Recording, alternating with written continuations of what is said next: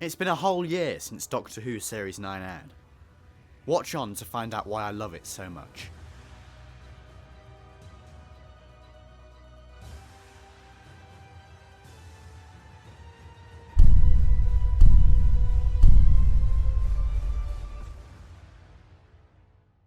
Now, my first memory of Doctor Who Series 9, the first bit of information that we ever got, was the title of the opener at the end of last Christmas, 2014's Christmas special, and the title was The Magicians Apprentice. Now, at first I took this quite literally. I thought, it's going to be set in some kind of theatre with a magician and people going missing, but I should have known better because Moffat's titles are never quite what they seem.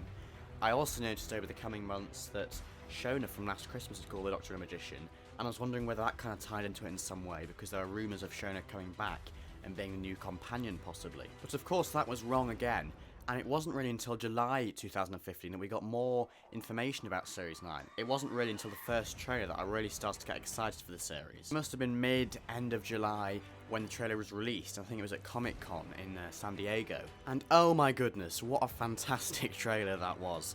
I don't know about you, but I really love that feeling that you get when you watch a trailer for the first time and you have no clue what's going on. Who that is in that shot, or where that is, or how it fits into the series. But it's a bit of a paradox as well, because at the same time you really want to know where it does fit in, or what is going to happen. But nevertheless, I love the feeling of not knowing, and there was so much about Series 9 at this point that we didn't know about. Another trailer came a few weeks later at the start of August.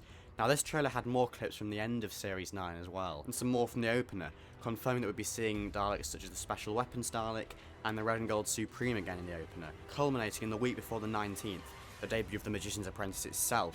Now, before I talk about that episode, I will briefly just go over the two prologues that were released in that week leading up to the release of the episode. And I have quite contrasting views on these, actually.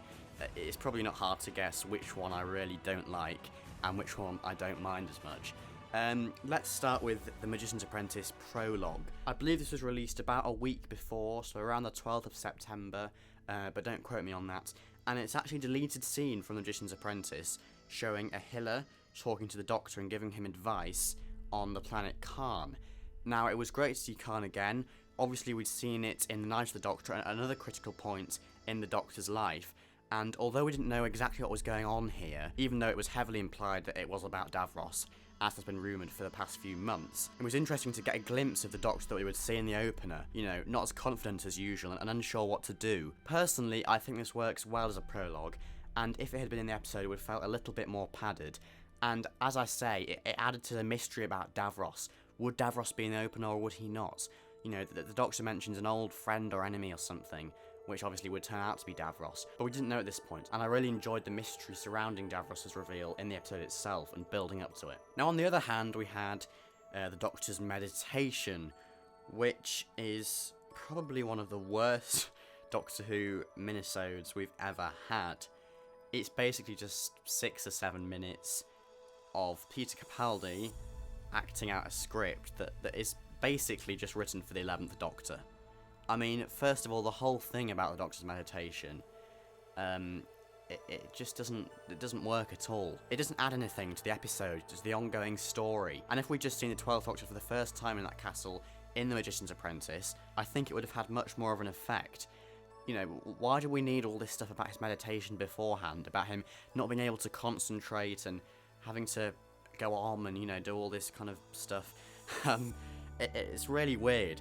The whole thing about finding water, getting clean water to help with his meditation, it's the biggest load of rubbish I've ever heard. I know it's meant to be the Doctor not being able to concentrate, deliberately trying to put himself off meditating, but the whole meditating thing is just so ridiculous, and the whole premise of him going around doing this well. For the 12th Doctor, who's meant to be more serious, more angry, more difficult to deal with, it doesn't suit him very well at all. And like I say, it's more of a script for the 11th Doctor, really. I think Matt Smith probably would have worked better with this script. So I'm really not a big fan of the Doctor's meditation. It doesn't add anything to the events of Magician's Apprentice at all, which is a shame because I suppose they could have done something with it. But at the same time, it's not relevant at all, and I don't really see why we needed it, to be honest. But anyway, let's move on to the Magicians Apprentice itself. Now, when I was watching this for the first time on Saturday the 19th of September 2015, there were rumours about Davros being the boy and being in the episode, and we basically all knew that those rumours were going to turn out to be true. But nevertheless, the whole thing about the battlefield, building up, seeing that boy, and the Doctor asking his name, it was still thrilling, even though I knew what was going on, really, and I wasn't shocked by the fact that it was Davros. It was still such a way to open the episode, to open the series, and it still had such an impact, really. Even though we knew it was going to be Davros, basically, we weren't sure what it meant or what was going to happen next, or if we were going to see old Davros again. So there was still a lot of mystery, and it was very exciting and very interesting to watch that pre-title sequence. One thing I will mention is how out of sync the titles are. I think because I was so preoccupied with Davros being in the pre-titles, I didn't notice this on the first watch, but someone pointed it out to me. I think it was Rebel Hoovian on Twitter, and as I watched it, I just saw how awful it was. Basically, the theme starts really late, so the bit where it goes da da da da da da is like by Jenna Coleman's title bit, and not by the logo, which is where it's meant to be. Oh, it's just awful. If you notice these things, because I didn't notice on the first watch, but if you're actively noticing, it's really, really bad, and then they need to sort this out for Series 10. I don't know why they did it. You know, there's no reason for the editors to be inconsistent, really. It's a complete mystery to me. But anyway, let's move on to some better things to talk about. It was lovely to see all these alien races in the Maldivarium, some of which we'd not seen for 8 years, notably the Hath and the Ood and various creatures like that. And along with the Hath and Ood, as well as the reuse of the red and gold Supreme Dalek prop, the return of the Shadow Proclamation is another nice nod to Series 4.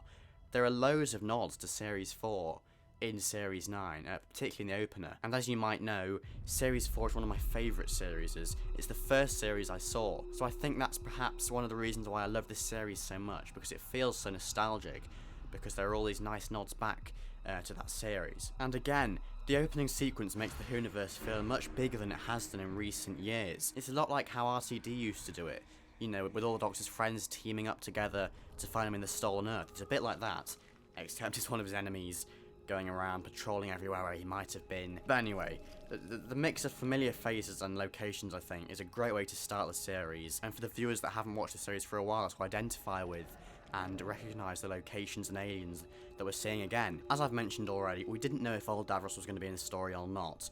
We were pretty sure that we were going to see young Davros in the pre-titles, but the old Davros reveal was really quite shocking.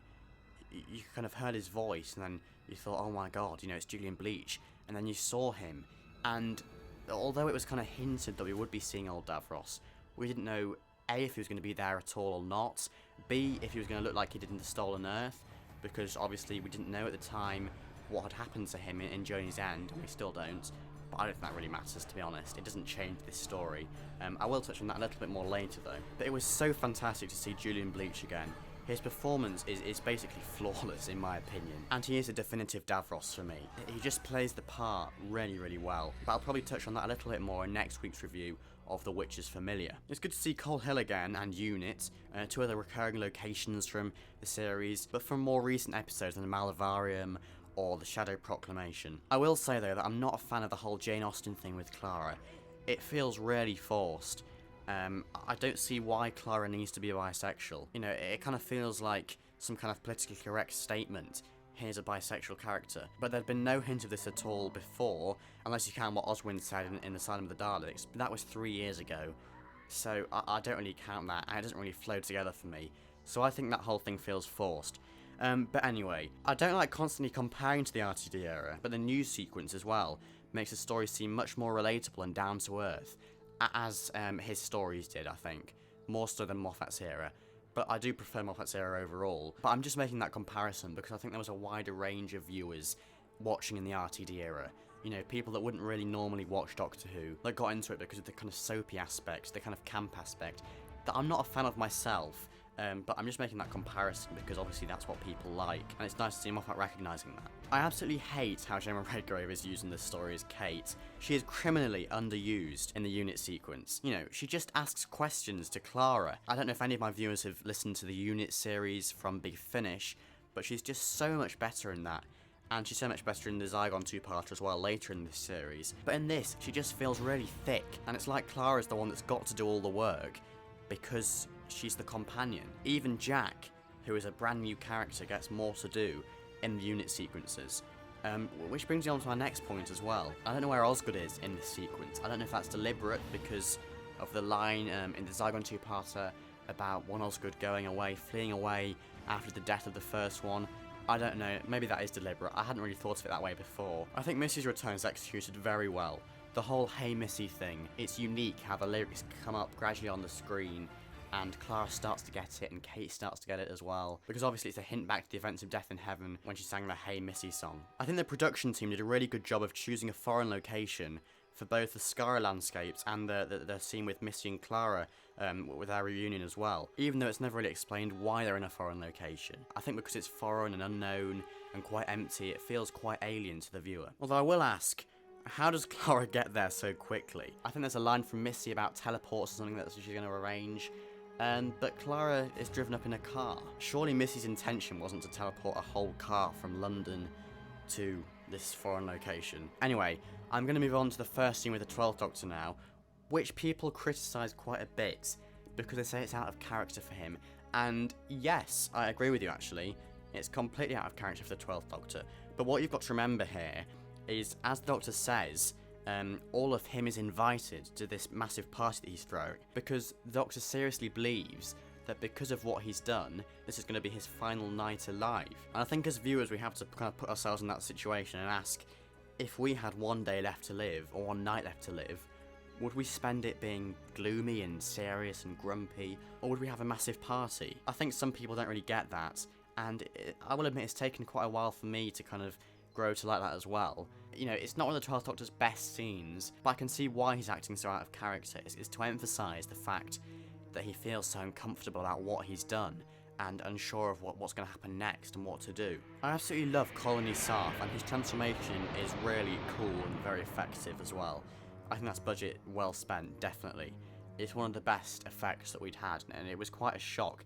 Even though we'd heard there was going to be a creature that was made up of snakes, and you know, it wasn't hard to piece together information, to look at Colony Sarff with the lines across his head and work out that they were snakes making up his face.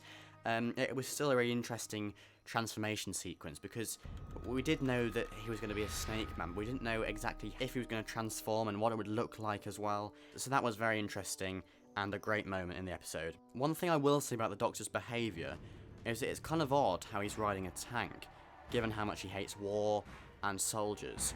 But after this actually, I did wonder if this was a deliberate choice to kind of emphasise how the Doctor is like a soldier himself. And there's a very interesting line later in the episode where the Doctor is explaining to Clara about Davros creating the Daleks. And he says, "How scared must you be to seal every one of your own kind inside a tank?" Now, I was wondering about the kind of semantics of this, the word choice. It sounds like an English A-level text or something.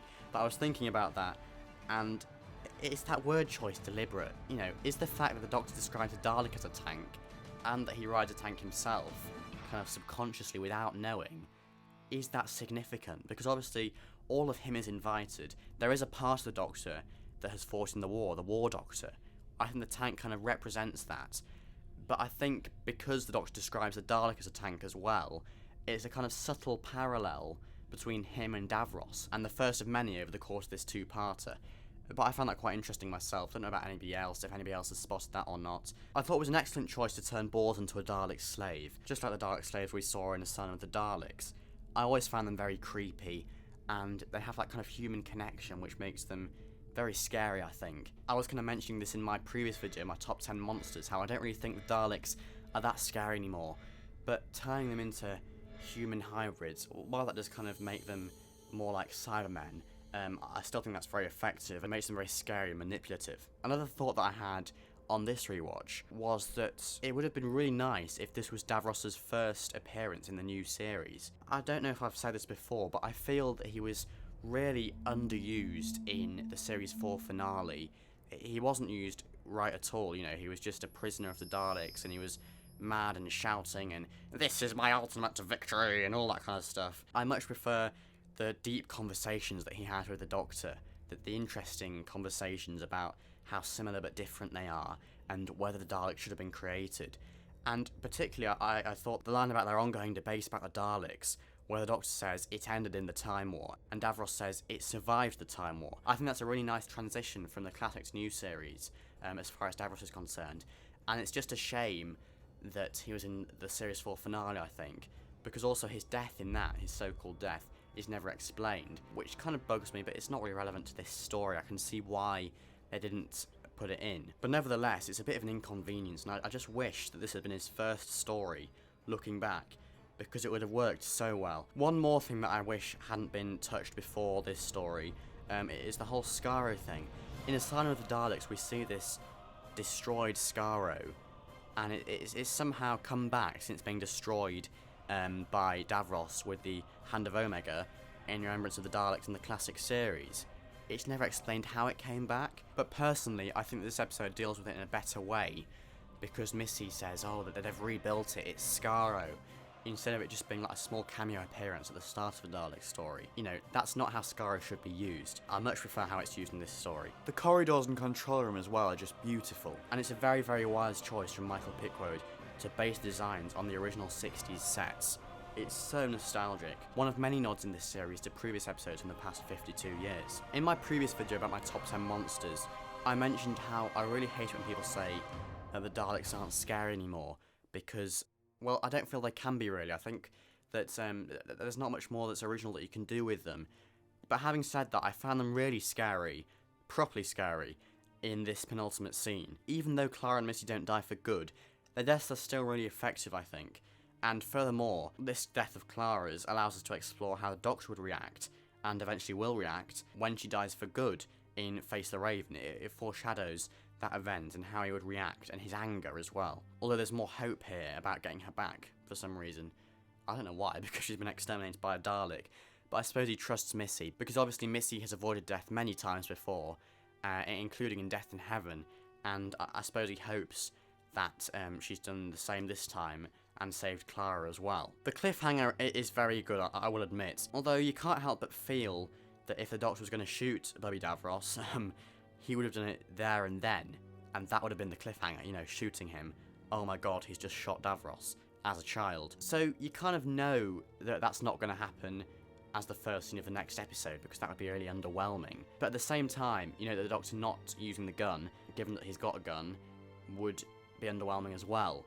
So it's interesting to see how that cliffhanger pays off in the next episode, which I will touch on next week. So overall, on rewatch, I give this episode a solid 9 out of 10. And apart from small niggles like the titles being out of sync, how Kate is underused, there are very few flaws, and overall, I really do love this story. It's absolutely fantastic, and a great way to open the series, I think. The only thing I would say is that there's nothing new in this story. I know that Stephen Moffat has said this before in Doctor Who magazine. To kind of draw new viewers in, there should have been something new in this story, a new element as a season opener to draw people in. But having said that, as a standalone episode, on rewatch, in retrospect, it works very well, and it's a very strong start to what would be a very strong series. Now there's just time to look at some of your thoughts and criticisms on The Magician's Apprentice and address them. If you didn't know, I got these from Twitter. And my first one is from Isaac Dakin, who says, Magician's Apprentice is a bit padded in areas, which is why I think Witches Familiar is the stronger episode. I would definitely agree there. Obviously, I will talk more about why I love The Witches Familiar so much in next week's review. But yes, this is a bit more padded. It takes a long time to get to Skaro. There's a lot of stuff happening before that, having to find the Doctor with Missy and Clara and Unit and everybody else. So I can see why people might find that dull. But personally, I think it's worth it because I do love the episode and what happens next as well. Rebel Hoovian says, one thing I will have to say about this episode is that the soundtrack is amazing and suits the episode incredibly well. I definitely agree with you there. I love the reuse of the Dark and Endless Dalek Night from Series 4. Another hark back to Series 4. It's a brilliant piece of music, and it was used very well here in the Skaro reveal. And there are also some very nice new variations of A Good Man. So yes, the music is great, a fantastic soundtrack. Matthew Lee says, probably my favourite Missy and Davros episode. Out of this two-parter, Witches Familiar is the better one. Again, yes, I agree, and I will touch on why I think that in next week's review. And finally, Charlie says, a decent episode, but takes way too long to get to Skaro, where the actual action takes place. Yeah, that's similar to the one I read before from Isaac, I think. It is a bit padded, yes, and it does take a while to get to Skaro, where things start to get going. so I can kind of see why people might find it a bit dull, a bit boring, and yeah, I can relate to that. But like I say, I think it's worth waiting for it sticking around, because the stuff on Skaro in this episode is brilliant, not to mention all the stuff to come in The Witch is Familiar. And on that note, thank you very much for watching. I will see you in next week's review of The Witch is Familiar. Now, if you want me to discuss your thoughts on The Witch is Familiar in next week's review, you can either comment them down below or post them to me on Twitter. And please also put what you think of The Magicians Apprentice down below, just so I can see, A, what people think of it, and B, if I've kind of changed your mind on it at all. Because that is my aim of this series. My aim is to defend Series 9 to a certain extent, and hopefully try and make you see it from a slightly different perspective, and make people try and appreciate it a bit more, like I have done in this dark and long hiatus. So thank you very much for watching, guys, and bye for now.